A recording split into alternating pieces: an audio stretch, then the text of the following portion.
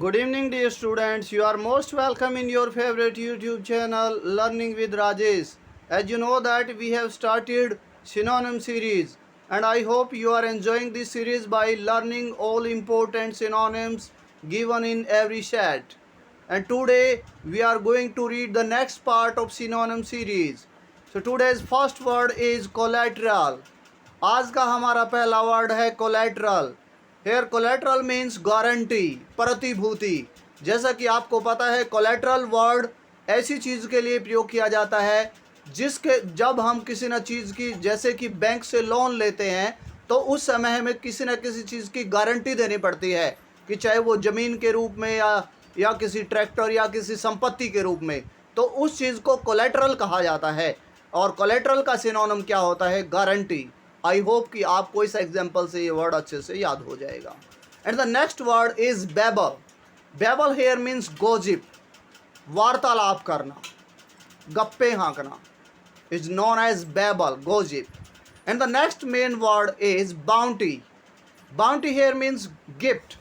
To learn this easy word, you can learn that your friend Bunty gave you a gift.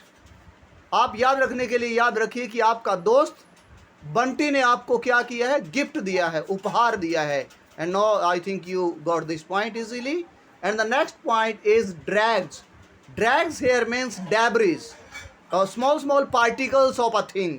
किसी चीज़ का बिखरा हुआ, scattered रूप, बिखरे हुए कणों को या बिखरी हुई चीज़ को क्या कहते हैं? Debris, dregs. And the next word is confine. Confine here means circumscribe.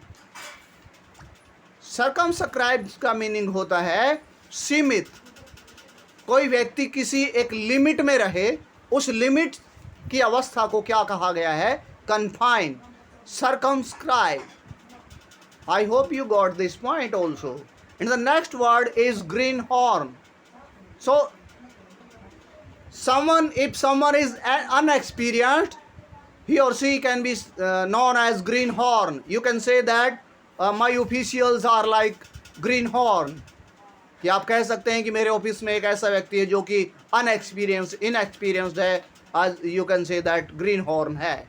I hope कि आपको अब याद हो जाएगा. Next word is apathy.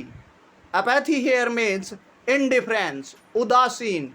कोई व्यक्ति का किसी भी चीज़ में क्या ना हो, कोई इंटरेस्ट ना हो, ऐसी अनइंटरेस्टिंग सिचुएशन को क्या कहा गया है? apathy, indifference. And the next word is volatile. Volatile here means unstable, परिवर्तनीय. ऐसी चीज़ जिसमें चेंज होना संभव है is known as volatile, unstable. And the next main word is benevolent. Benevolent here means kind. Benevolent का मीनिंग है दयालु, परोपकारी. और कल हमने वन वर्ड सब्स्टिट्यूशन में पढ़ा था altruist. Altruist का मीनिंग भी क्या होता है? जो दूसरों की भलाई में विश्वास रखता हो. Benevolent, kind, परोपकारी, अर्थात उसे दयालु कहा जाता है. आई होप कि यहाँ तक आपको समझ आया. And the next word is main proboscis. Proboscis here means snout, a part of a mammal's mouth or an animal's mouth. किसी भी जानवर के मुंह का कोई भाग क्या कहलाता है? proboscis कहलाता है, snout कहलाता है. I hope you got all the points of today.